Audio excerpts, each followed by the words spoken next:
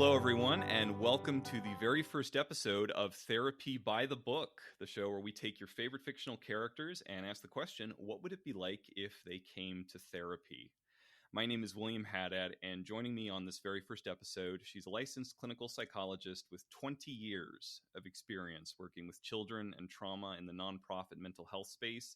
And she is also currently the director of program development at Foothill Family Service, as well as the director of their private practice department, Foothill Flourish. And just to top it off, she's a dear colleague, friend, and mentor to me, Amy Cousineau. Welcome. Hi, William. Thank you for having me. It's lovely to be here. Given Foothill's emphasis on family work and the community, I'm excited for the character that we're going to be talking about, our character client for today. It's Hermione Granger from the Harry Potter series. And we're going to be looking at Hermione from books 1, 2, and 3, the books rather than the films in particular. But I want to hear from you. What does that bring to mind first? Oh, our dear little Hermione.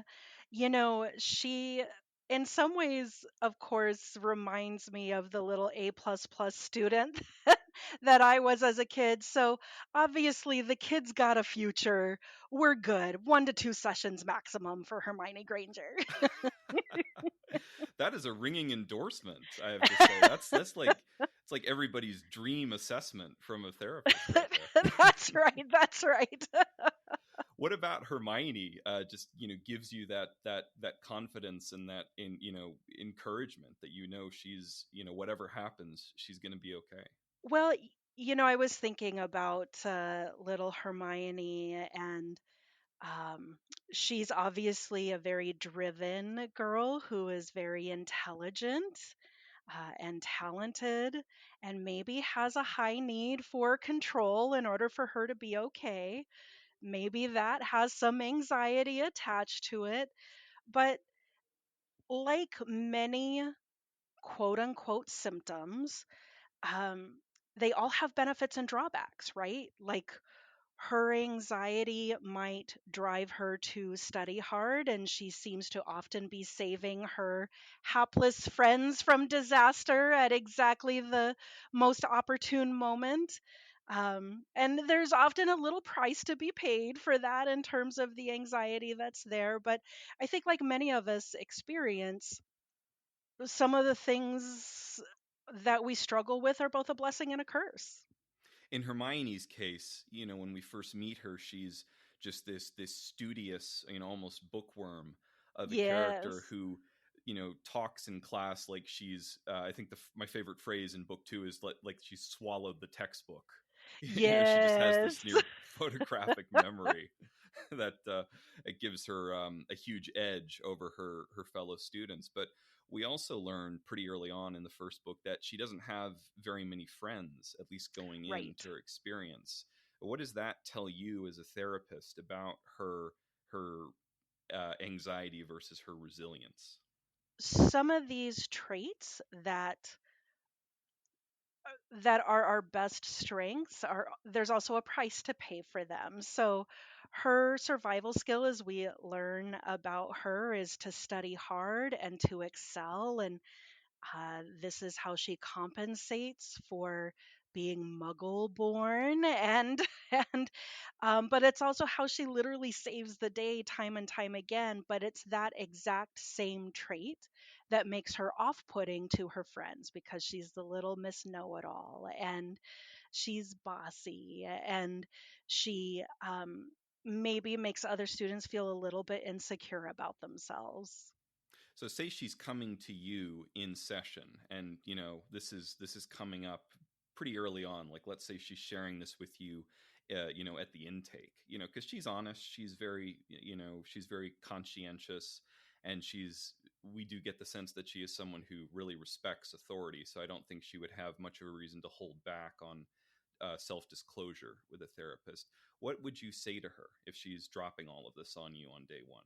Oh, well, I would want to know her perspective on her friendships. And I think I would definitely want to start with making sure I really understand her feelings about everything.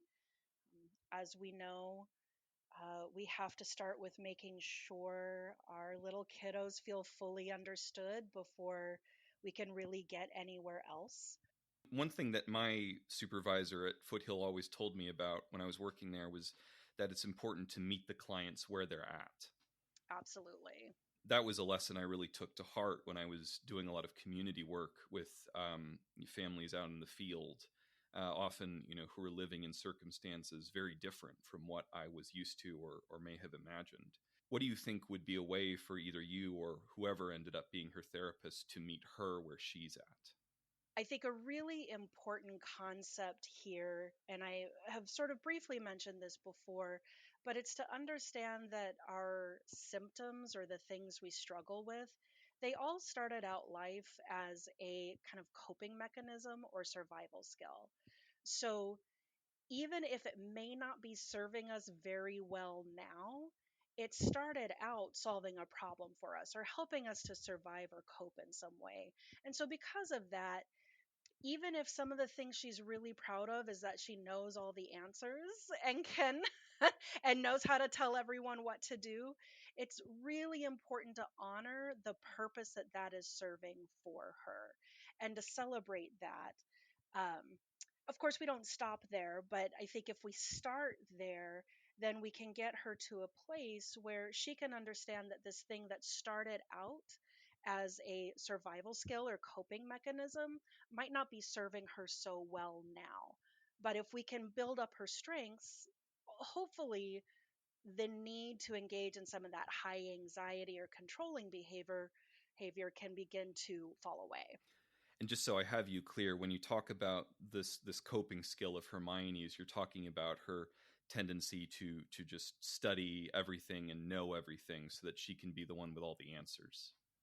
That's right. And to always be the first to raise her hand in class and to really, in many ways, be the minder or babysitter of her friends Ron and Harry to make sure that they don't damage or disappear themselves in the various ways that they can do that throughout the books.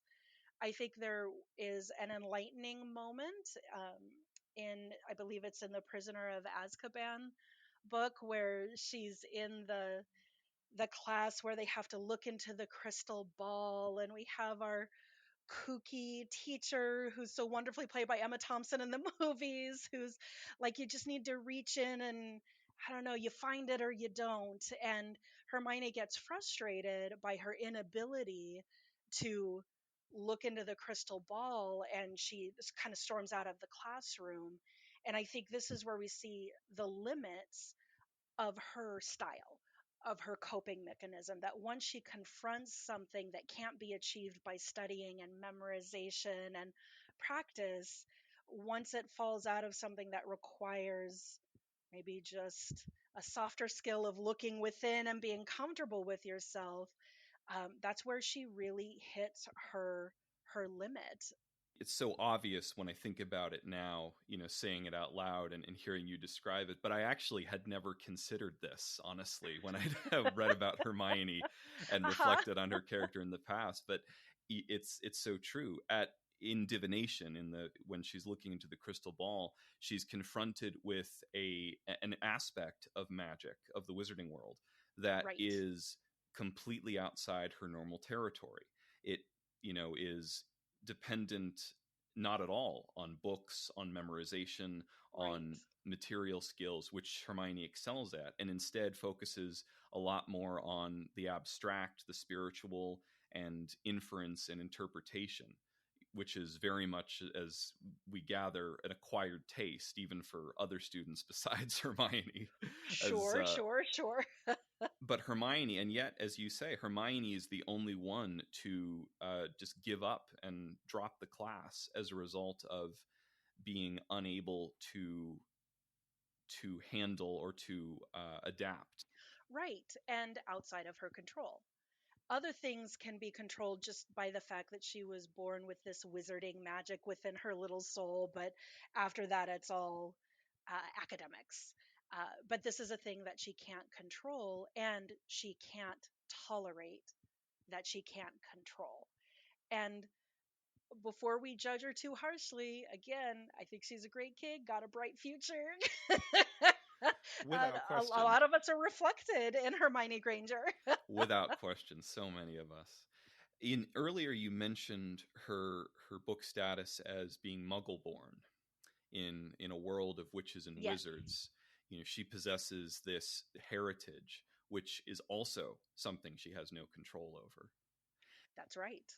I wonder if it, as a therapist, it wouldn't be fair to at least to consider, if not point out to her, that the emotional impact that being, uh, having this heritage, which is, considered by many, as we learn in the second book in the Wizarding World, to be just akin to inferior and even insulting, an embarrassment to the wizarding community, and having no control over that part of your heritage, what that would do on an emotional level, and might that not be part of what is pushing her to be so expert at controlling all these other areas of her wizarding life? That's absolutely right, William. And I am so glad you were bringing this up because I was also very struck in the second book by this idea of pure blood and who has mixed blood and who is muggle born. Um, and I think about it on a couple of different levels, one of which you mentioned. Uh, so, on one level, it seems like we're referencing an aspect. I mean, I read it as maybe a reference to anti-Semitism with all the emphasis on blood and how much of your blood is pure and how much is mixed. There's some kind of dark undertones there, especially when they cast our Malfoys as these like hyper blonde people. So it's there are some references there that I think are not, you don't have to reach too hard to get to those references. Whether or not they were intentional, I don't know.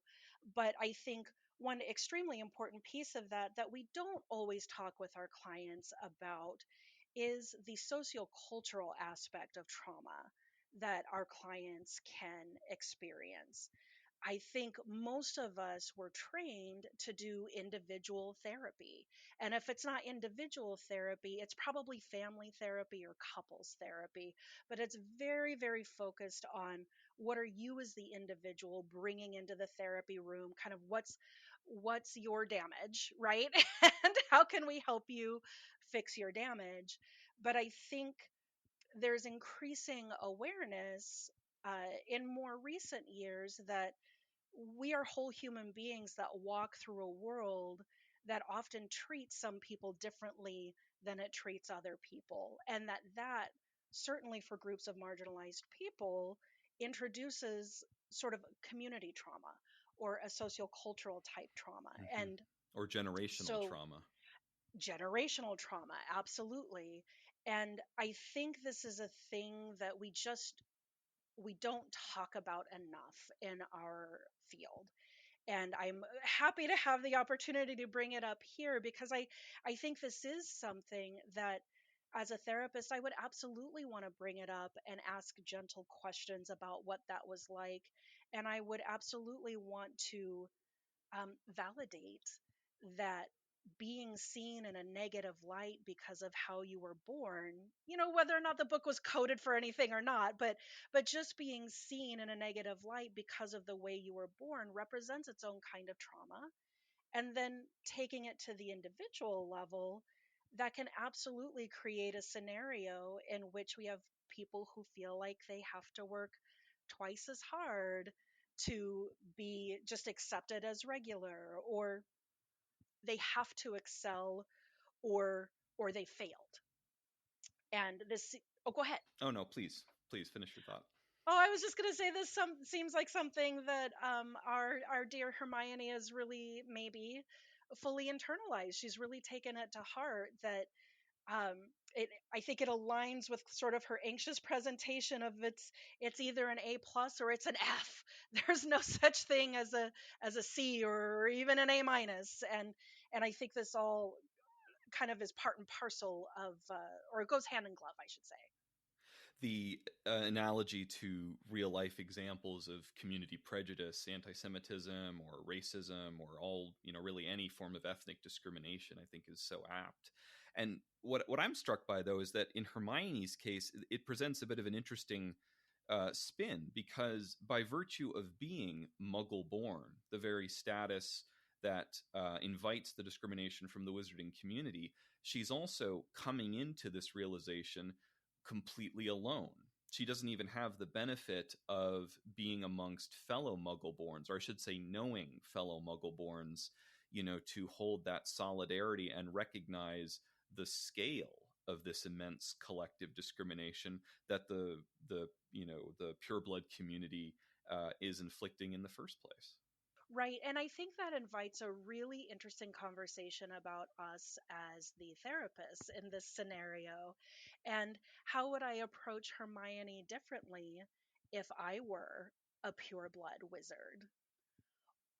As her therapist, and trying my best to empathize with her muggle bornness, or might I approach her differently if I was also a muggle born wizard, or maybe just muggle born and lame and not a wizard at all? Like, what would be my challenges in being able to meet her where she's at, with a certain level of knowing empathy, by which I mean having walked some of this path myself. Let's say, for the sake of that argument, that as her therapist, you or I or whoever is a pureblood wizard or witch that's doing this work with her. So we have that status and that privilege in our Right. community. How do we empathize with Hermione? How do we demonstrate to her that that her trauma, that discrimination is still valid, and that uh that we don't condone what our fellows are doing with this kind of behavior? I think that is such a good comment. And I think it's why in our field, we talk about cultural humility a lot, and how important it is to have that stance of humility that sort of puts aside maybe the privilege that I benefit from or carry, or I don't know, put aside actually isn't quite the right word for it, because I'm not sure it's possible to put aside, but to acknowledge that it's there and not let it blind me, and instead clear some space within myself to truly hear someone out, even if it means they're telling me about some experiences that surprise me, or experiences that are very real, that they have absolutely experienced and I've never seen it before. And I think that's a really important part of that humility piece that we need to carry into the room with our clients, to acknowledge that not all of us experience the same reality when we walk out into the world, based on the various types of privilege that we might experience, or other ways in which we are marginalized. And most of us are a mix of the two. So I think that is really the foundational way to start there. How do you think she might respond, just based on what you know of her character and her mentality from the books? Would she be receptive to that? Well, based on her age, especially in the earlier books, she probably wouldn't have a way to process that exactly, because 8, 9, 10 year olds can't really think that abstractly. So I think I would also just want to make sure she knows I'm a nice lady who's willing to listen and not judge. And that's usually how the best way that we could funnel our good intentions into kids that age. It's true. It's so true. And that was another thing I learned, going back to sort of the lesson of meeting a child in therapy where they're at, which I agree would almost certainly apply to Hermione, despite her, her brain smarts, even at age 11. For She's probably sure. going to get more out of session just knowing that she can talk about what she wants without fear of Absolutely. judgment, and not necessarily taking the deep dive into the historical, socio-cultural side of why she's feeling the way she's feeling. Right. But still to acknowledge, like, oh man, that must have really hurt your feelings when you heard Mr. Malfoy Right. say those terrible, awful things. Right, right. Or Draco calling you a mudblood, validating Yes. the Yes. visceral Yes. pain that phrase evokes. That's right. It's both interesting and tragic, because in the book, this is unlike in the movie, but in the book, Hermione naturally doesn't know what that word means when it's first uttered. So Oh, okay. it's a confusing orientation for her. It actually takes Ron to explain to her the depths of how grievous an insult that, you know, uttering that phrase, calling her that name was. And so some of it, you know, might even be processing more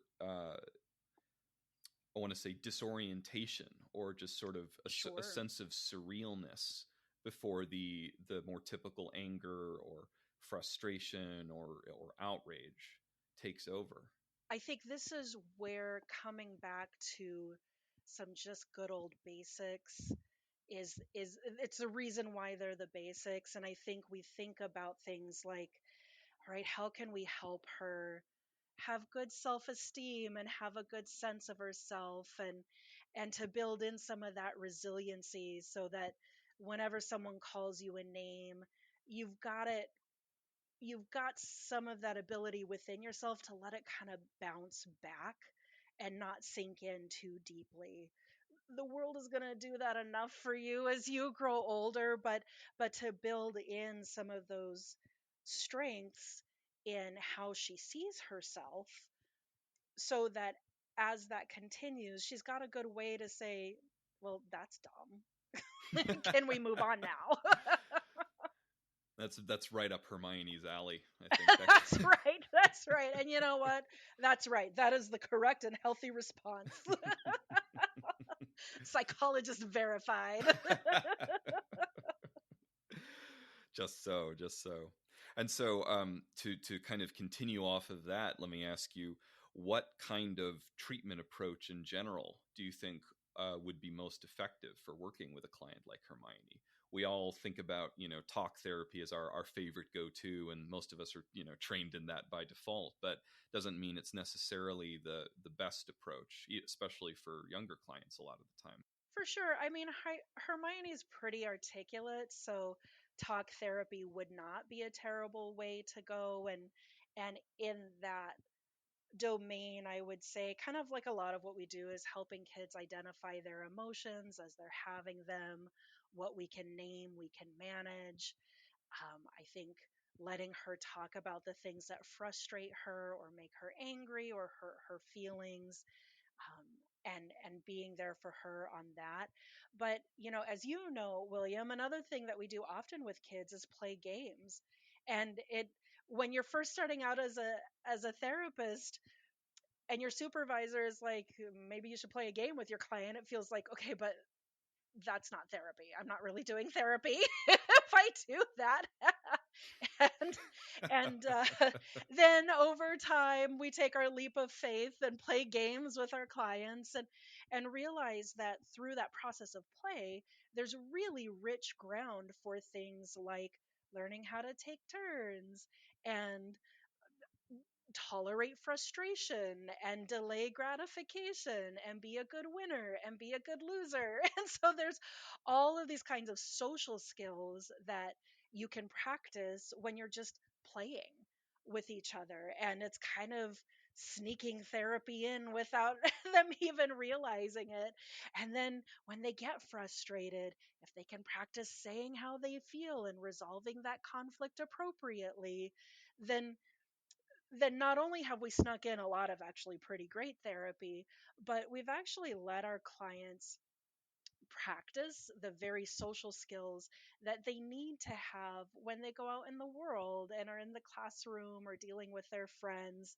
We've actually helped them practice those skills in the same way that they're going to need to use those skills when they leave the therapy office. You know, for Hermione, I see two major takeaways from that approach. One is that the therapist would almost certainly need to bring their A game to saying, let's play a game in session, because Hermione, too, I 100%. think would be extremely resilient to the idea that playing a game is the best use of her time in coming to this Absolutely, office. absolutely. But the other takeaway, I think, and the more poignant one, is that by helping her to practice and process and workshop those social skills, that could prove extremely helpful in allowing her to overcome the very control tendencies and anxiety that we were talking about earlier, which is at the core of what she's struggling with. And William, at this point, I think I'd like to bounce some of this question back to you because I know, there's another type of therapy intervention that's probably near and dear to your heart that's uh, incorporating creative aspects into therapy and the many, many benefits of incorporating things like drawing or um, dancing or kind of music. Kind of, I've heard some amazing songs sung to me by clients. So let me ask you, if you were going to incorporate some creative interventions for our dear Hermione, what would those look like? Oh, absolutely. The interesting thing about Hermione is that it's hard to think of what she might be into creatively off the top of my Right. head, because everything about her is, by the books, by the numbers. It's all It's just the academic, opposite. you know. So it would be I think it would be a lot of well, not necessarily a lot of, but certainly a little trial and error and experimentation, Sure. introducing different kinds of creative elements into session and seeing which ones stick with her. Now, luckily, the wizarding world has a ton of options where this is That it concerned. does. They've got gobstones, they've got exploding snap, they've got the wizarding wireless network with Celestina Warbeck singing her, I terrible pop mean, songs. I mean, your shelf is full yeah. of options. So, the good news is there's a lot to work with. And I think that the odds are we would hit on something eventually that Hermione would resonate with, and we could use that as an effective medium to start to explore those social and emotional skills. And I could certainly see engaging her in a creative activity like that. I mean, in some ways, that's challenging her at her point of anxiety. Like, if you think about the worst fear for Hermione Granger, it's not your given dragon or oversized spider or whatever creatures that we have in our wizarding world. It's probably exactly that. Right. Well, if you probably remember this, but in the third book, her boggart, her greatest fear is Professor McGonagall telling her she's failed everything. That's right. That's her That's right. greatest That's fear. right. So, in a sense, it's not unreasonable, I think, to assume that an effective therapeutic counter would be to teach her the value of letting loose sometimes, and Right, finding right. meaning in fun, even seemingly trivial activities. She might have to take it in small doses, William, but Oh, I without think she question. could do it. But yeah, that is the thing. As you said, Hermione is diligent. Once she sets her mind to something, very rarely does she ever falter or stop. She's motivated, she's hardworking, and it's easy for her, once she has meaning, it's easy for her to maintain that momentum. When I see that in any client, that in any child client that I've ever worked with, it always just lights me up for the rest of the day. Absolutely. It's one of her many strengths, and kind of coming back to what we started talking about, that she really does have many, many strengths that she carries with her. And really her smarts are a big deal, even when dealing maybe with kids who are mean to her or are bullying. Um, I remember once upon a time talking with a previous supervisor about my work with a kid who was being bullied at school, and she said something that kind of shocked and scandalized me, which was to help the kid have good comebacks. And I was like, that's not therapy. But she was much smarter than me. It is therapy because she kind of said, there's it's part of being resilient, and there are very few things as effective as a good comeback when the mean boys are teasing you at school. And so uh, I think now I would have no compunction about helping my little Hermione have a clever comeback, because that is a way that she can protect herself and feel good about herself and feel good about her ability to stand up for herself and be clever and have her strengths come into play.